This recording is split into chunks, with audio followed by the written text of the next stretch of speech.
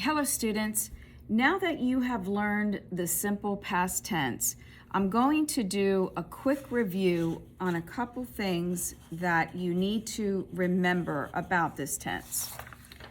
Okay, so the first thing is that whenever you're using a verb in the simple past tense, remember that some verbs are considered regular and some are considered irregular.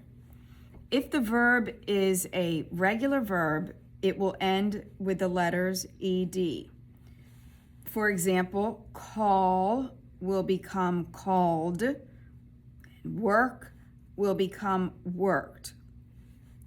If the verbs are irregular, you will need to memorize the irregular past tense of those verbs. So for example, eat will become ate, drink will become drank.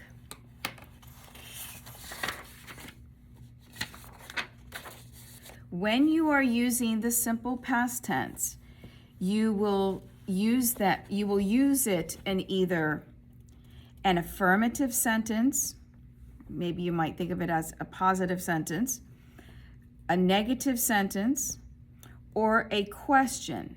And a question can be either a yes, no, or an information question. And notice that for an affirmative sentence, I have it colored pink, but the others, the negative and the two questions, have a different color. So let's see what's up with that there. Okay, so caution. It says the only time you will put the verb in the past tense is in an affirmative sentence. So let's take a look at a couple examples with that. So again, notice that affirmative is pink, the rest are green. So, example, number 1, affirmative sentence, Maria baked a cake.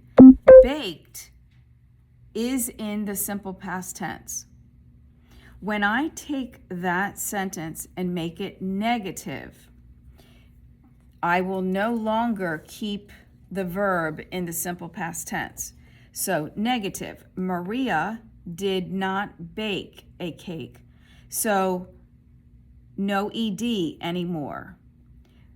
You might want to look at it as though did satisfies the need to put the sentence in the past tense.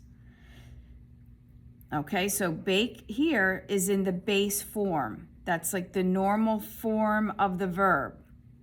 All right, let's look at a yes/no question. Did Maria bake a cake?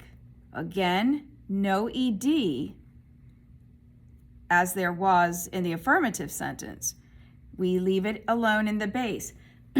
Again, we've got the word did, which makes it the past. All right, and let's look at an information question. When did Maria bake a cake? So no past tense here.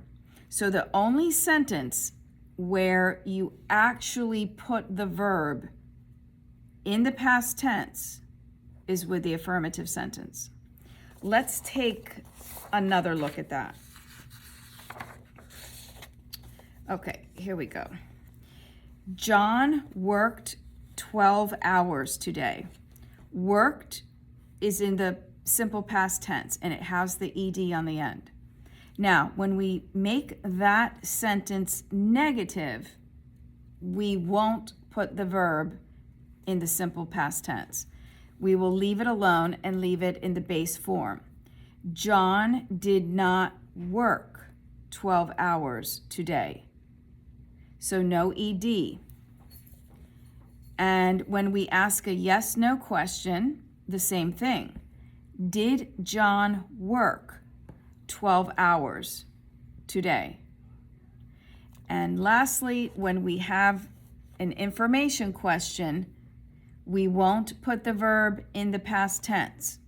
Why did John work 12 hours today?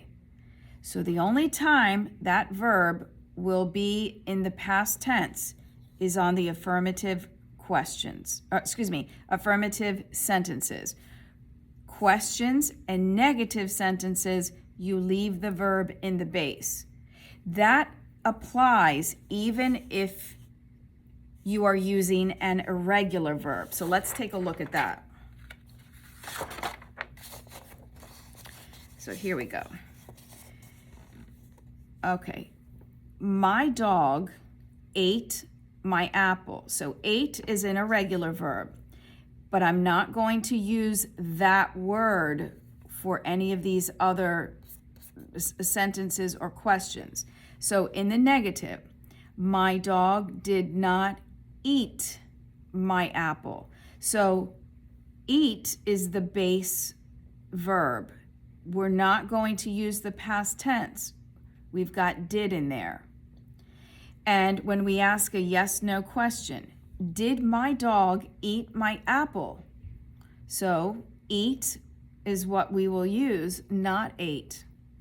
And when we ask an information question, it's the same thing. When did my dog eat my apple? So again, to summarize this, the only time you will use the verb in the past tense is when you are writing or speaking an affirmative sentence.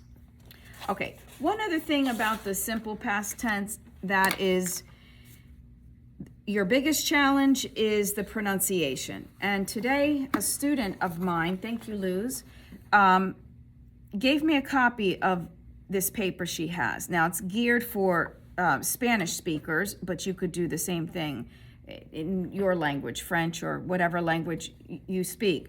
But one of the things you need to notice here, she has id, the id sound, because in the past tense, the regular verbs that end with ed can sound like id, a t, or a d. So this is a really nice list that she has here because it gives you the base form, it gives you the simple past, and here she's got the past participle, and then the translation. But the best thing about this is that it's categorized, that she knows that all of these words here, all of these verbs will sound like an id, such as ended, counted, visited. She knows that all of these verbs will sound like a T on the end, such as erased, helped, liked. And lastly, with this group, she knows that all of them will sound like a D on the end. Loved, lived, named. So doing something like this will help you tremendously with your pronunciation of the simple past tense. And lastly, when all is said and done and we've gone through all 12 verb tenses, you might want to consider getting a copy of English 2600, which will give you extensive help in conjugating these verbs. So that's all for now, and I'll see you next time.